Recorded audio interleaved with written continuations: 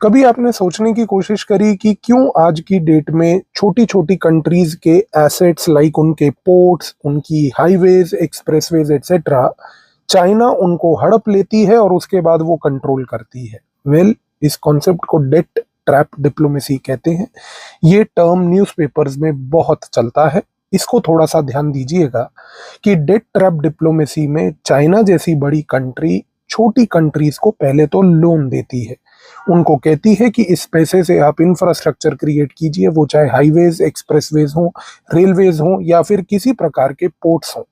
जब वो कंट्रीज उन प्रोजेक्ट्स में पैसा लगा के उन प्रोजेक्ट्स को एग्जीक्यूट कर देती है, उसके बाद एक ऐसी सिचुएशन पैदा हो जाती है, क्योंकि वो रिलेटिवली पुअर कंट्रीज होती हैं, वो पैसा वापस रीपे चाइना को नहीं कर पाती।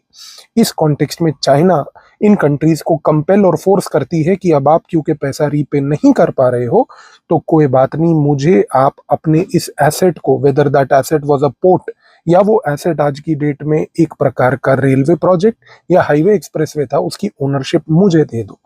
इस केस में चाइना उन एसेट्स को इवेंचुअली अपना बना लेती है, एक लोन के झांसे में डालकर।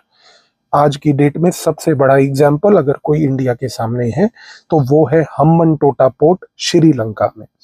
इस पोर्ट का एक क्लासिक एग्जाम्पल है, जिसके तहत हम ये ऑब्जर्व करते हैं कि ये एक डेट ट्रैप डिप्लोमेसी का शिकार है।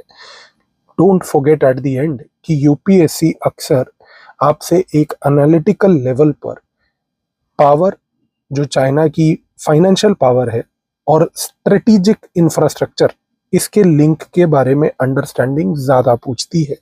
आई होप इस पॉइंट को अब आपको इस वीडियो के बाद क्लियर हो गया होगा। कल मिलते हैं एक नए वीडियो के साथ, एक नए कॉन्सेप्ट जो न्यूज़पेपर में चल रहा है उसको डिस्कस करते हुए।